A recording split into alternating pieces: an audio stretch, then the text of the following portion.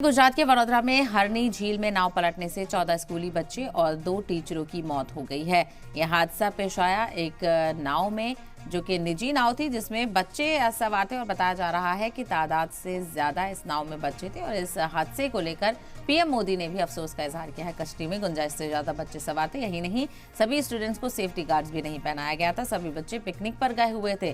गुजरात सरकार ने कलेक्टर से इस मामले की जांच कराने की बात कही है, तो वहीं 10 दिन में रिपोर्ट भी सरकार को सौंपी जाएगी। इसके अलावा मुआवजे का ऐलान भी किया गया है और सरकार ने महलूक के परिवार को 4 लाख रुपए और जख्मियों को 50,000 रुपए देने का ऐलान किया है। वहीं महलूक के परिवार को पीएम राष्ट्रीय राहत कोष से 2 लाख रुपए की इक्तिसादी मदद दी जाएगी।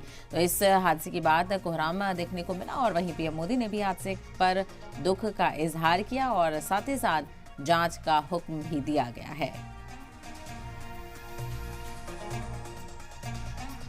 2 आरोपी पकड़ लिए गए हैं और एक मैजिस्ट्रियल इंक्वायरी भी वडोदरा डिस्ट्रिक्ट कलेक्टर को दी गई है। इसके माध्यम से खास तौर पे ये इंक्वायरी डेप्थ में हो और खास तौर पे छोटी छोटी बातों पे ध्यान देके इसमें क्या गलती रही है, किसकी भूल है, कोई भी गुनहगार इससे बच ना पाए, इसके लिए ये दोनों और की इंक्वायरीज चालू की गई है।